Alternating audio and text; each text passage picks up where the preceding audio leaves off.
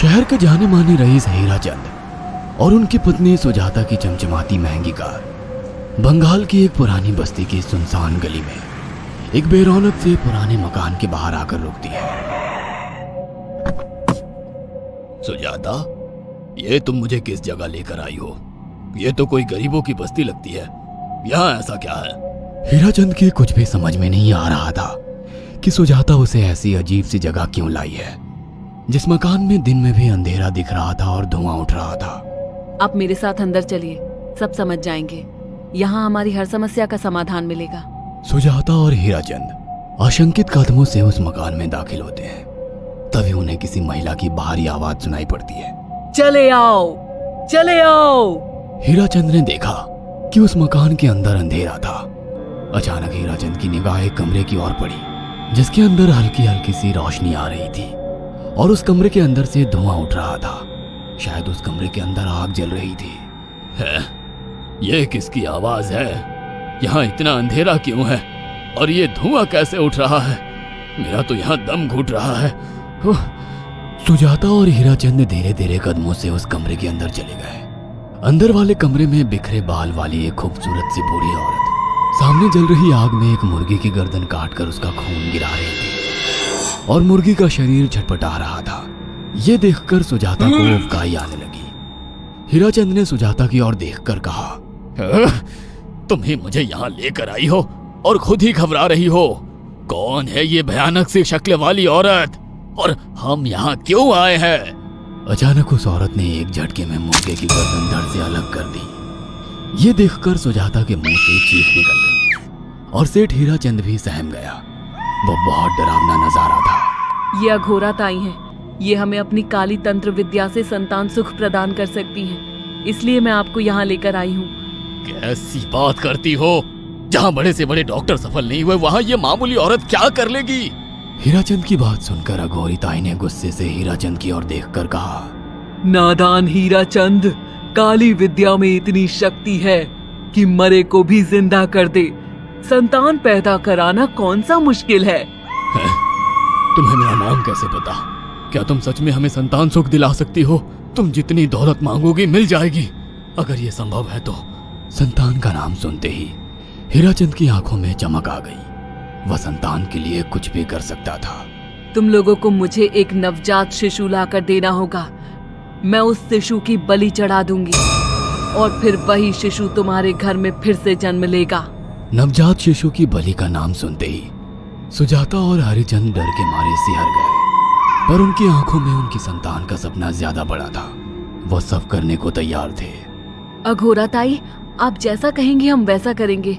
बस हमें संतान सुख दिला दो। बिना वारिस के हमारी दौलत किस काम की? संतान सुख के लिए अंधे हो चुके सुजाता और हरिचंद अपनी नौकरानी शीला से एक नवजात बच्ची चोरी करवा के अघोरी ताई को दे देते हैं।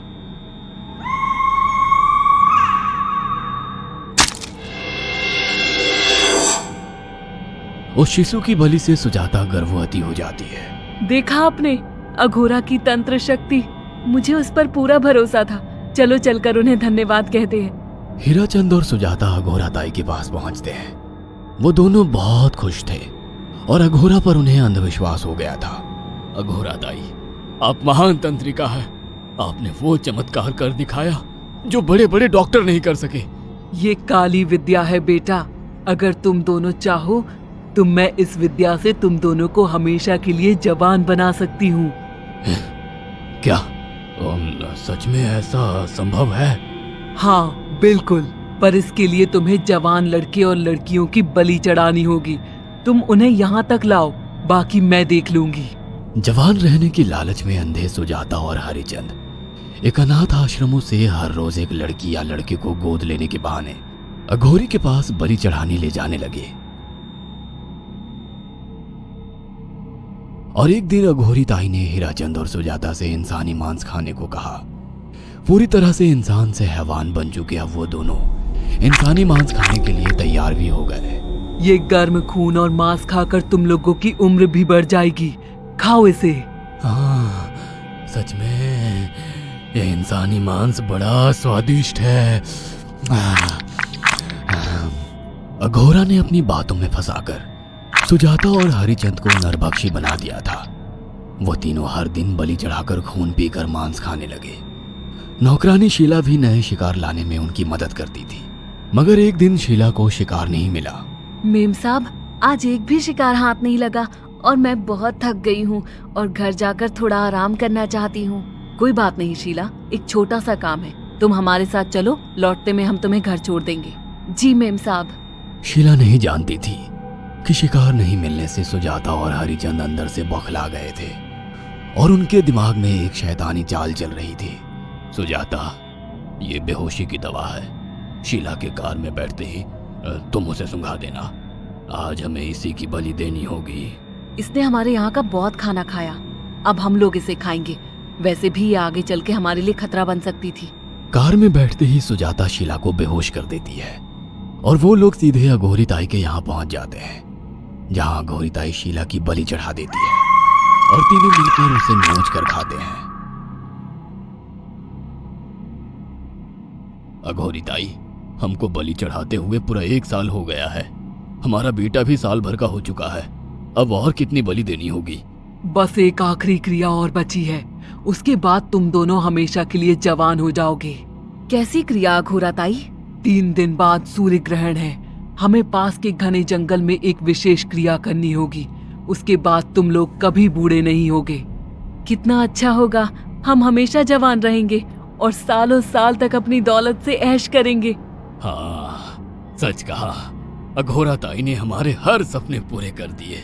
3 दिन बाद बंगाल के बियाबान जंगल में कोहरे और ओस से भीगे पेड़ों के बीच एक घने बरगद की बेलों पर कटे इंसानी सिर लटक रहे थे, जिसमें से खून टपक रहा था।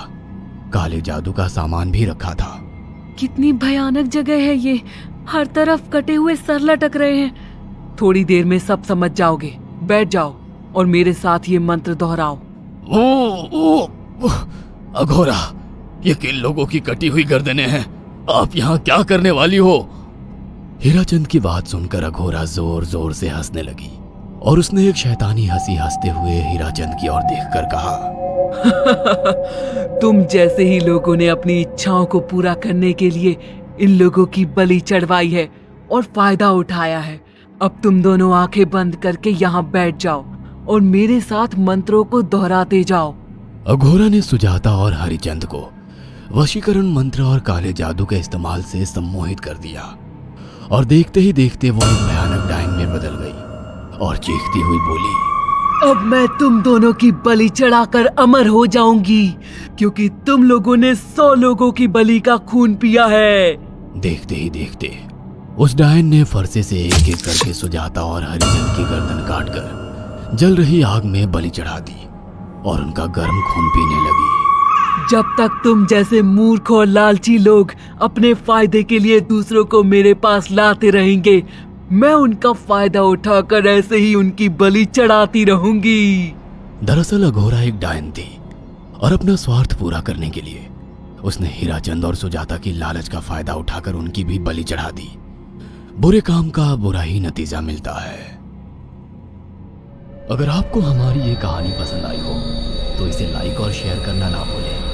साथ ही ऐसी और नई कहानियों के अपडेट्स पाने के लिए हमारे चैनल अक्षु टीवी को जरूर सब्सक्राइब करें।